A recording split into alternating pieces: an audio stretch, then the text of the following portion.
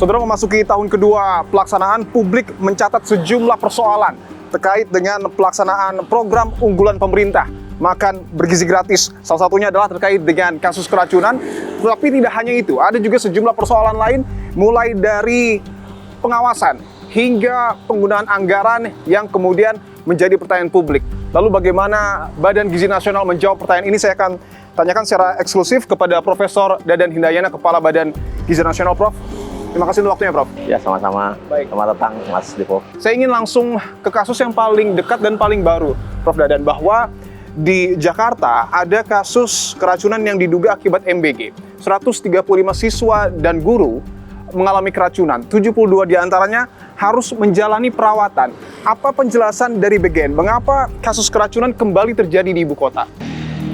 Ini adalah salah satu kejadian di mana bentuk kelalaian terjadi di lapangan, dan atas nama Badan Gizi Nasional saya menyampaikan turut prihatin untuk para penerima manfaat yang mengalami kejadian dan mohon maaf atas kejadian tersebut.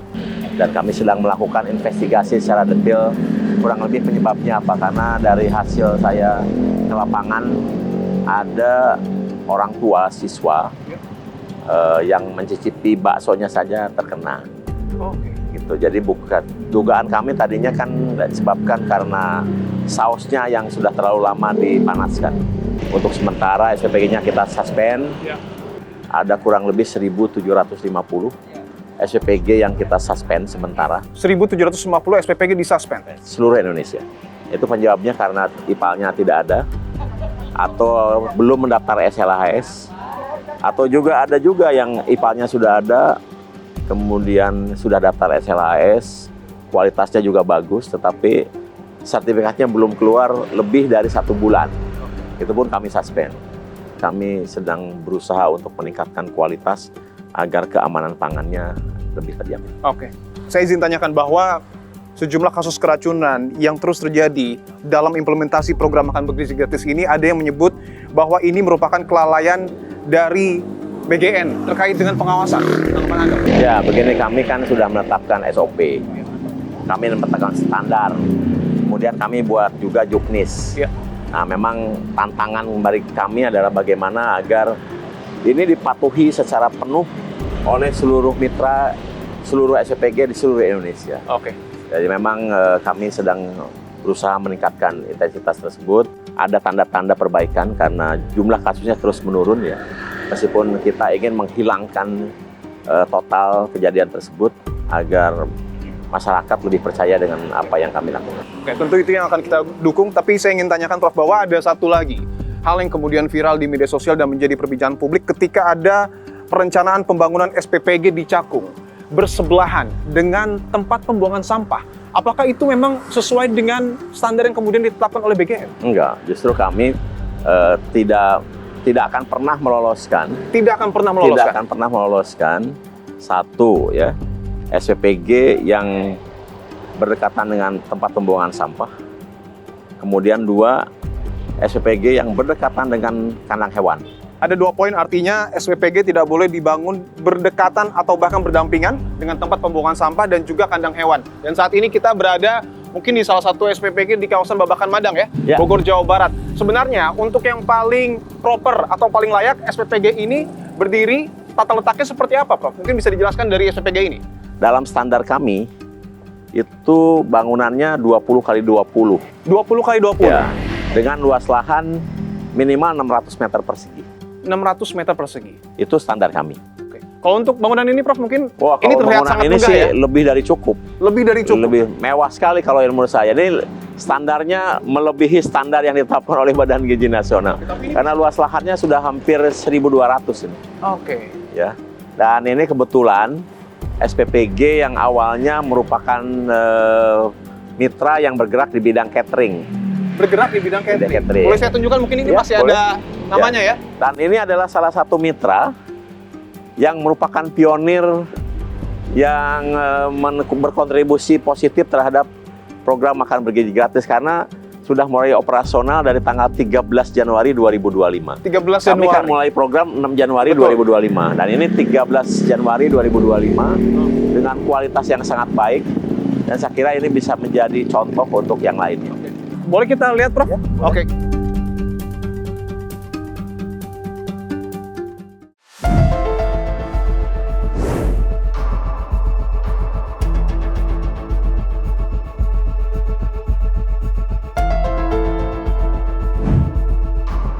Ya seperti ini misalnya, Ya.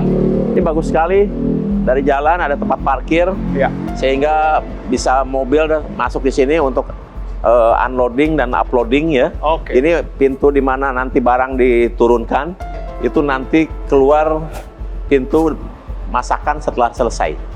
Jadi barang akan turun di sini, kemudian nanti akan di processing di sini. Bahkan ini kantornya bagus sekali. Boleh kita intip, Prof? Boleh, masuk. Ini ruang konsultasi gizi. Ya kan di setiap SPPG ada ahli gizi. Ya.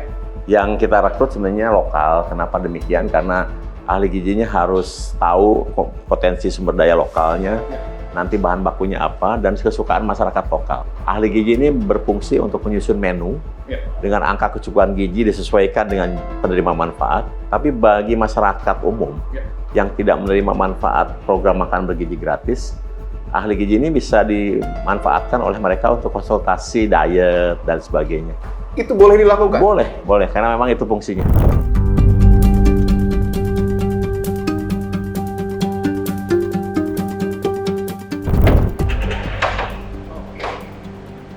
Ada sampel makanan yang dibuat tadi. Ya. Ini sampel makanan yang harus disimpan ketika mengolah makanan dikirimkan ke sekolah. Oke. Maka selama 24 jam harus disimpan. Jadi kalau terjadi sesuatu nanti, kita bisa merujuk ke sampel yang dimiliki oleh SPPG. Apakah penyebabnya dari makanan yang dikirim atau kejadian di luar SPPG. Untuk diuji lab? Diuji lab. Ini ditutup sengaja. Oke. Ya. Oh, masih Sampel. ditutup ya? Iya, Dan sampel. tidak boleh dibuka ya, karena tentu Iya. harus dijaga Harus dijaga sterilnya ya? kemurniannya. Ada Oh, ini ada tanggal. tulisan, mungkin bisa ditunjukkan, mohon maaf. Ini sampel dan tanggalnya ya? Oke, baik. 9 hingga 11 April Ya. 2020. Kita akan simpan ini untuk uji lab nantinya. Kemudian kita juga punya grocery storage.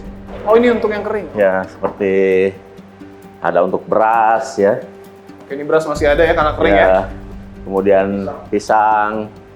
Kemudian tali rapia ini juga ada maknanya. Maknanya? Makanya warnanya ada merah, ada biru, ada hitam. Maknanya?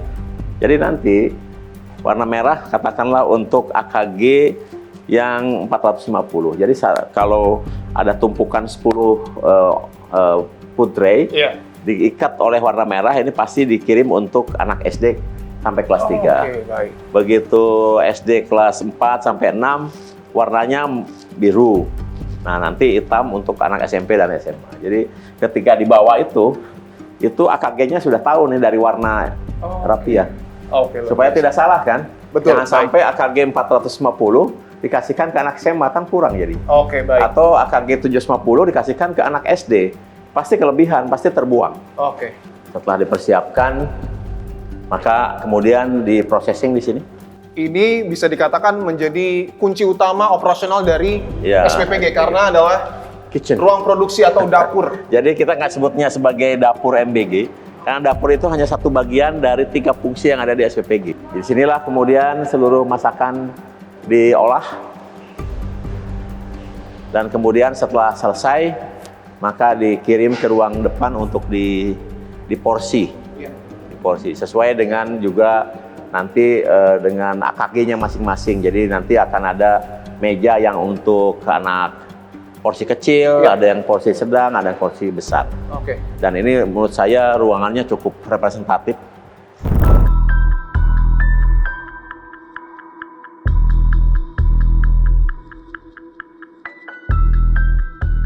Yang tidak kalah penting adalah IPAL, Prof. Mungkin bisa ditunjukkan untuk Ayo, saat di kita sini lihat IPAL-nya IPAL-nya. seperti apa?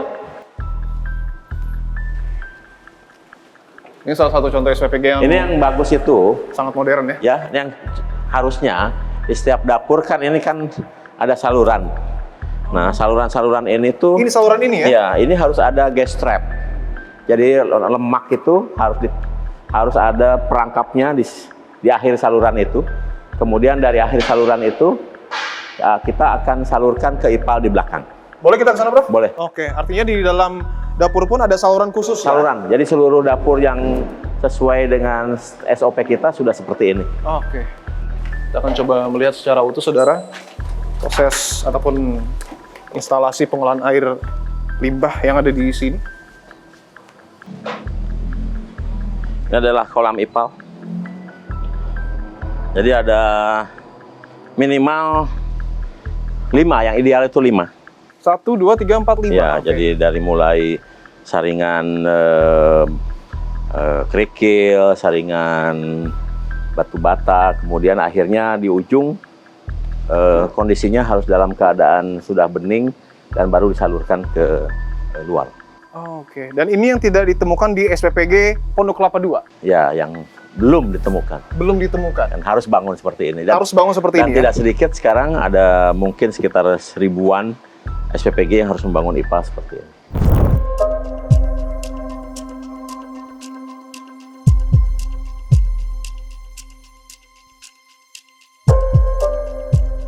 Kalau tadi kita sudah melihat, Prof, salah satu contoh SPPG yang mungkin bisa menjadi gambaran dan contoh bagi yayasan ataupun pengelola SPPG untuk betul-betul memastikan apa yang diproduksi di dalam ini aman untuk dikonsumsi oleh para penerima manfaat.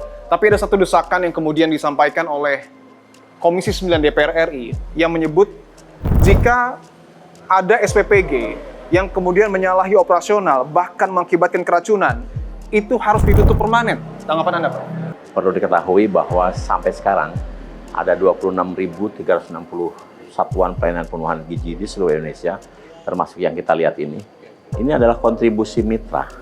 Jadi tidak ada uang serupiah pun dari pemerintah untuk membangun SPPG ini. Tidak ada uang dari negara sedikit pun? Tidak ada untuk membangun ini. Membangun fasilitas, menyiapkan peralatan, mengadakan peralatan, membangun IPAL, itu seluruhnya adalah mitra yang membangun. Dan oleh sebab itu kami selalu berprinsip apa yang disebut dengan continuous improvement. Jadi kalau ada mitra yang mengalami kejadian, melakukan kesalahan prosedur, kami cenderung mengingatkan dengan peringatan ke-1, peringatan kedua, peringatan ketiga, dan mungkin permanen. Kejadian gangguan pencernaan atau yang di masyarakat bilangnya keracunan di satu SPPG tidak pernah terulang di SPPG yang sama. Tidak pernah berulang di SPPG yang sama. Cenderung SPPG yang pernah mengalami kejadian akan melakukan operasi jauh lebih baik. Ada satu hal yang kemudian juga menjadi perhatian publik soal penggunaan anggaran.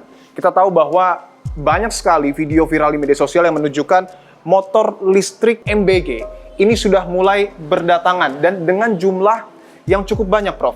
Pertanyaan saya adalah, apakah kemudian ketika di tengah efisiensi saat ini dan di tengah ancaman krisis akibat geopolitik, menjadi pilihan yang tepat untuk PGN mengadakan motor listrik dan digunakan oleh Kepala SPPG? Pengadaan motor listrik ini sudah dirancang ketika program ini berjalan. Karena sudah ada program, maka kita masukkan dalam anggaran 2025. Anggaran 2025? 2005. Dan itu sebenarnya diadakan pada tahun 2025. Nah, dari target kurang lebih 25.044 sepeda motor yang ditargetkan, itu hanya bisa dipenuhi 85%. Jadi sekarang ada 21.801 sepeda motor yang sudah selesai dan sekarang masih ada di gudang.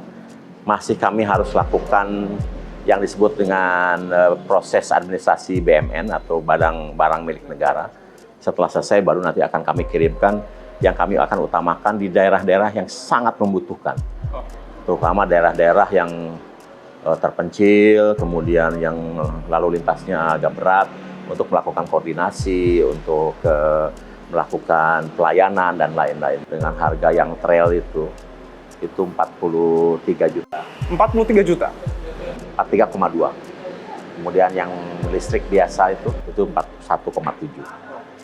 Jadi total keseluruhan kurang lebih 897 miliar.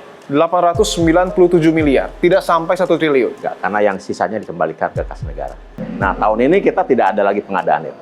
Yang menarik adalah, tadi sudah dijelaskan, motor listrik MBG ini masuk ke anggaran 2025. Tetapi kita tahu bahwa pernyataan dari Menteri Keuangan, Pak Purbaya, menyebut bahwa pengajuan pengadaan motor listrik di tahun lalu pernah ia tolak dan belum mengetahui pengadaan di tahun ini. Setahu saya tahun lalu pernah diajukan juga untuk motor dan komputer kalau nggak salah, ditolak.